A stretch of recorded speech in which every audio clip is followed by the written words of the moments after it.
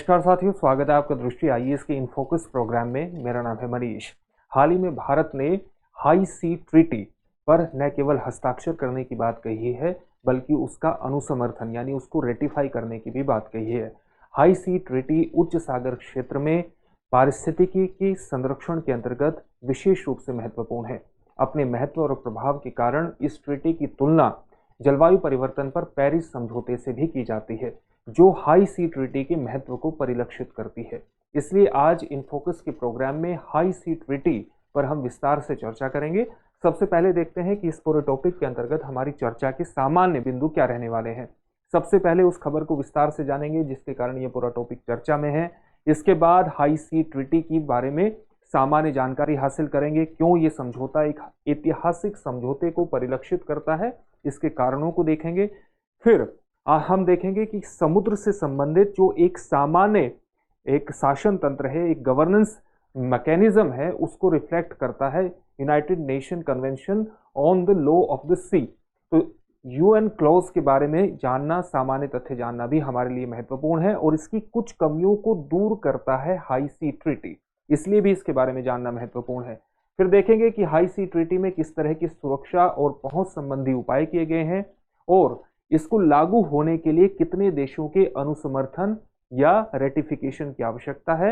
अनुसमर्थन और हस्ताक्षर में क्या अंतर होता है, इस अंतर को भी यहां समझेंगे। अंत में आपके लिए एक अभ्यास प्रश्न होगा जिसका उत्तर आपको कमेंट बॉक्स में कमेंट करके देना होगा। ये जो पूरा विषय है यूपीएससी की मुख्य परीक्षा के सामान्य अध्ययन प्रश्न पत्र 3 से जुड़ता है, उसके पर्यावरण संबंधी खंडों से जोड़ करके आप इसे देख सकते हैं। तो हम आगे बढ़ें इससे पहले आप हमारे चैनल को सब्सक्राइब जरूर करिए और बेल आइकन दबाइए ताकि हमारे सभी प्रोग्राम का नोटिफिकेशन आपको मिल सके, इन प्रोग्राम से आप जुड़ सके, इनका लाभ उठा सके। इन सभी प्रोग्राम की पीडीएफ फाइल आपको इन फोकस दृष्टि आईएएस के टेलीग्राम चैनल पर उपलब्ध कराई जा रही है। डिस्क्रिप्शन में दिए गए लिंक पर जाकर पीडीएफ फाइल आप लोग डाउनलोड कर सकते हैं। तो सबसे पहले खबर को विस्तार से जानते हैं और खबर यही है कि भारत सरकार ने हाल ही में ये घोषणा की है कि वो जल्द ही हाई सी ट्रीटी पर हस्ताक्षर करने वाला है। न केवल हस्ताक्षर करने वाला है बल्कि उसको रेटिफाई भी करने वाला है, यानी उसका अनुसमर्थन भी भारत करेगा। हाई सी ट्रीटी महासागरों के पारिस्थितिकी स्वास्थ्य यानी उसके इकोलॉजिकल हेल्थ को बनाए रखने के लिए एक नई अंतर्राष्ट्रीय कानूनी संरचना का निर्माण करती है और इस संधि का उद्देश्य है समुद्री जल में प्रदूषण को कम करना, समुद्री जल से संबंधित जो जैव विविधता है, जो बायोडायवर्सिटी है और जो समुद्री संसाधन है, उनका संरक्षण करना और उनके सतत उपयोग को बढ़ावा देना, उनकी सस्टेनेबिलिटी को बनाए रखना। हाई सी किसी भी देश के राष्ट्रीय अधिकार क्षेत्र के बाहर के क्षेत्र को परिलक्षित करता है। राष्ट्रीय अधिकार क्षेत्र के बाहर के क्षेत्र को किस प्रकार से परिलक्षित करता है, जैसे मान लिया किसी देश की ये अंतिम तटीय रेखा है, तो अंतिम तटीय रेखा के बाहर का जो 200 नॉटिकल माइल का एरिया है उसको आप किस क्षेत्र के नाम से जानते हैं? एक्सक्लूसिव इकोनॉमिक जोन, अनन्य आर्थिक क्षेत्र के रूप में आप इसको जानते हैं। अनन्य आर्थिक क्षेत्र यानी 200 नॉटिकल माइल के बाहर के क्षेत्र को हाई सी के नाम से जाना जाता है। यानी किसी भी देश के अनन्य आर्थिक क्षेत्र से बाहर का जो समुद्री क्षेत्र होता है, जो महासागर का क्षेत्र होता है, उसको हम हाई सी के नाम से जानते हैं और इस हाई सी पर किसी भी देश का क्षेत्राधिकार नहीं होता। यानी इसके गवर्नेंस का हमारे सामने एक कह सकते हैं कि कोई प्रमुख मॉडल उपस्थित नहीं है यूएन क्लॉज को छोड़ करके, और यूएन क्लॉज भी कुछ चीजों को लागू करने के अंतर्गत कमतर पड़ता है और इसीलिए एक नई ट्रीटी की आवश्यकता थी इस हाई सी के गवर्नेंस के लिए। तो किसी भी देश के राष्ट्रीय अधिकार क्षेत्र से बाहर के क्षेत्र को ये रिफ्लेक्ट करता है।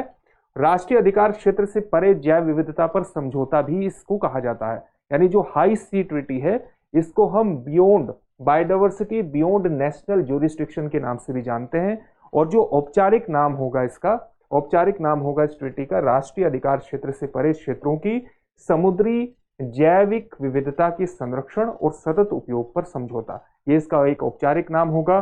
भारत पिछले 20 वर्षों से इस पूरे समझौते की बातचीत का हिस्सा था, अन्य देशों के साथ साथ भारत भी उसका हिस्सा था, जिसके परिणाम स्वरूप वर्ष 2023 में ये संधि हमारे सामने आती है और अभी तक इस संधि पर 90 देश हस्ताक्षर कर चुके हैं और कुल 8 देश इसको अनुमोदित कर चुके हैं, यानी उसको रेटिफाई कर चुके हैं। हाई सी ट्रीटी एक ऐतिहासिक समझौता है और ऐतिहासिक समझौता होने के कारण आप अभी आपको बताया गया था कि जो हाई सी का एरिया है अभी तक उसके गवर्नेंस को पूरी तरह से, उसके गवर्नेंस से संबंधित कोई महत्वपूर्ण कानून, कोई लीगल ढांचा हमारे पास उपस्थित नहीं था और इसी के अंतर्गत इसका महत्व है। अपने प्रभाव के कारण, अपने इम्पैक्ट के कारण इसकी तुलना जलवायु परिवर्तन पर जो पेरिस समझौता 2015 में हुई थी उससे भी किया जाता है। ये जो संधि है ये केवल उन महासागरों से संबंधित है जो किसी भी देश के राष्ट्रीय अधिकार क्षेत्र से बाहर के आते हैं, यानी जो हाई सी की अभी हमने परिभाषा बताई थी उस क्षेत्र से संबंधित है, तो वो क्षेत्र किसी भी देश के राष्ट्रीय अधिकार क्षेत्र के अंतर्गत नहीं आता। और ये राष्ट्रीय अधिकार क्षेत्र किस तरह से परिभाषित किया जाता है, 200 समुद्री मील का जो एक्सक्लूसिव इकोनॉमिक जोन है उससे बाहर का जो एरिया है वो राष्ट्रीय अधिकार क्षेत्र में नहीं आता, और 200 नॉटिकल माइल्स का जो एरिया है वो एक्सक्लूसिव इकोनॉमिक जोन में आता है। जो हाई सी है वो केवल कुल महासागरीय क्षेत्र का 64% के बराबर है। इसको वैश्विक कॉमन, ग्लोबल कॉमन के नाम से भी जानता है। तो एक तरह से आप कह सकते हैं कि कुल महासागरीय क्षेत्र का लगभग 2/3 एरिया हाई सी पड़ता है, जो इसकी व्यापकता को परिलक्षित करता है।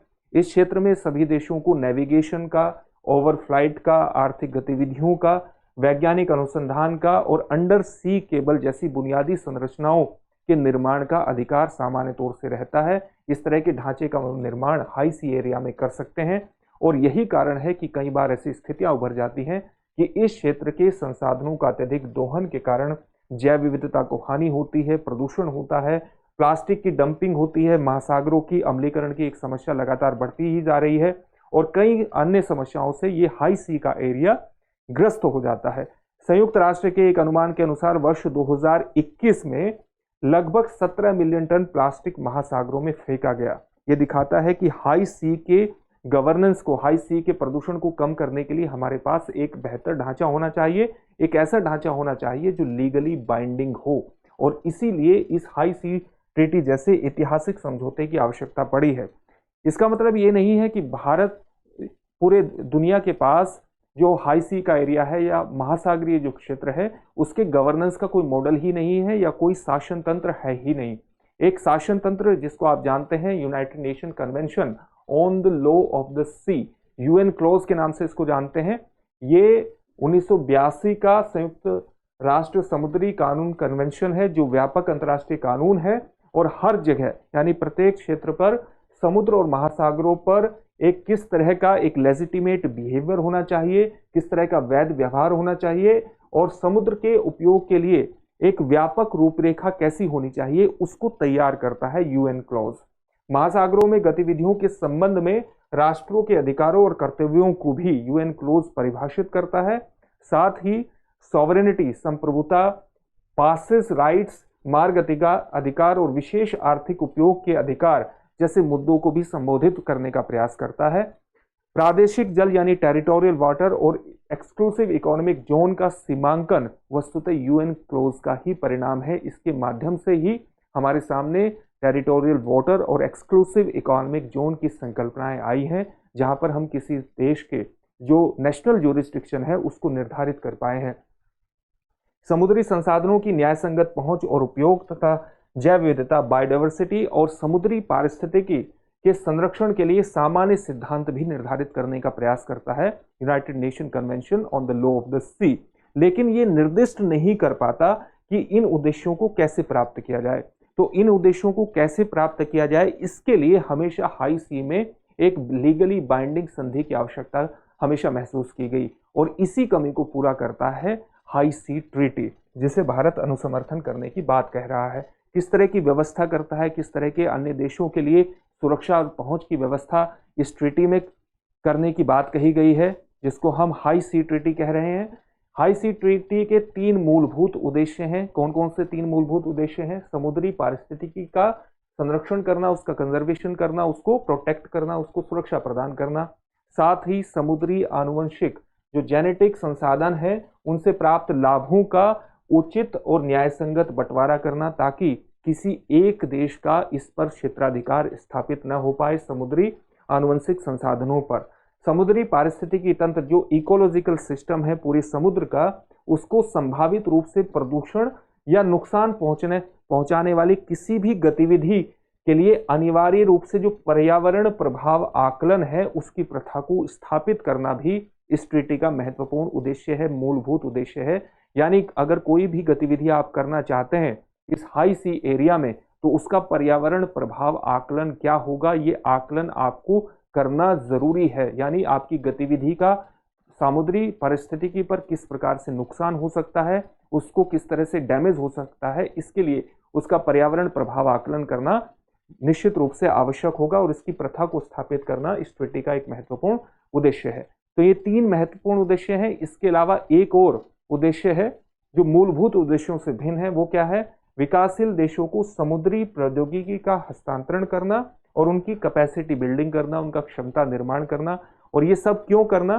ताकि ये देश भी महासागरों के लाभों को पूरी तरह से उठाने में मदद कर सकें और साथ ही इन देशों की जिम्मेदारी को भी महासागरों के पारिस्थितिकी के संरक्षण के अंतर्गत स्थापित किया जा सके।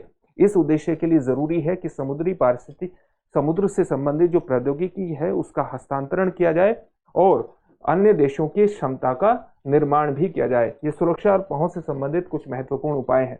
साथ ही संधि में व्यवस्था की गई है कि समुद्री पारिस्थितिकी की सुरक्षा और संरक्षण राष्ट्र किस तर्ज पर किया जाना चाहिए।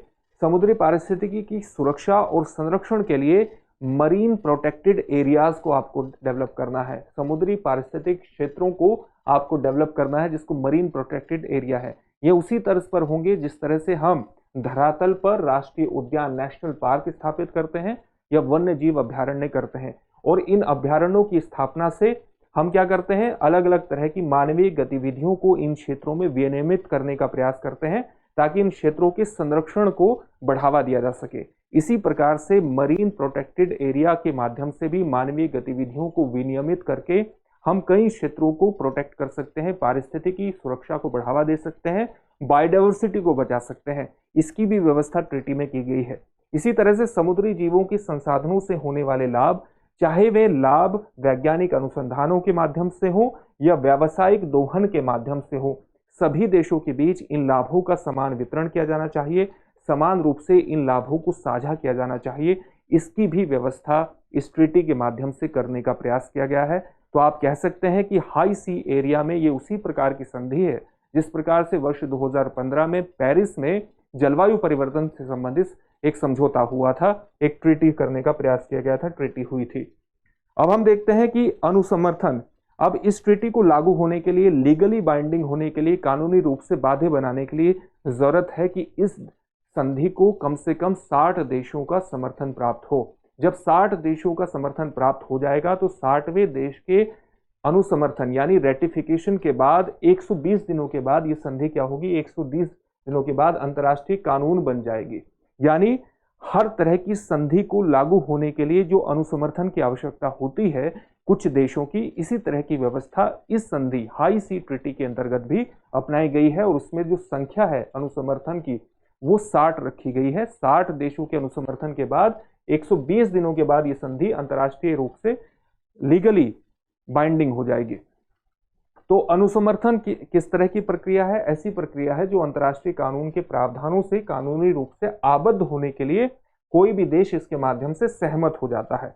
जब हम किसी संधि पर हस्ताक्षर करते हैं तो हस्ताक्षर का सामान्य मतलब है कि हम उस संधि के प्रावधानों से सहमत हैं, लेकिन हस्ताक्षर का मतलब है कि न केवल प्रावधानों से सहमत हैं बल्कि उन प्रावधानों को लागू करने के लिए, उसको क्रियान्वित करने के लिए हम कानूनी रूप से बाध्य भी हैं। अनुसमर्थन का मतलब ये होता है।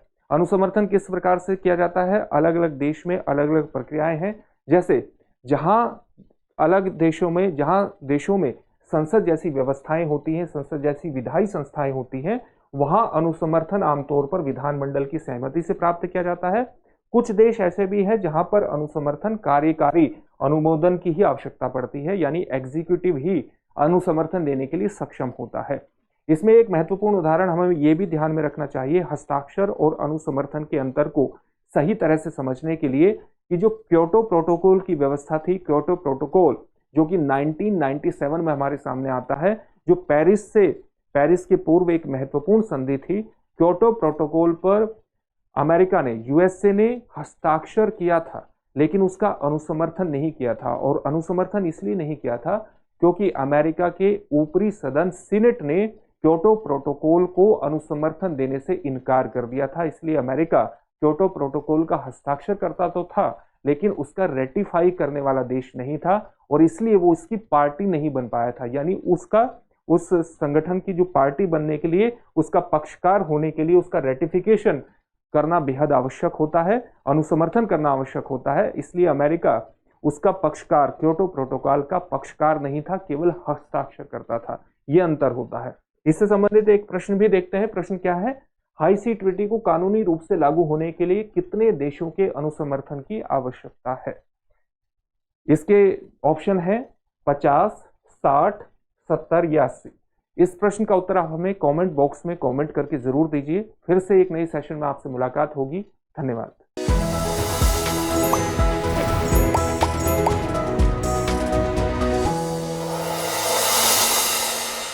डियर व्यूअर्स, अपने एग्जाम की तैयारी को और बेहतर करने के लिए हमारे चैनल को लाइक, शेयर और सब्सक्राइब करना न भूलें।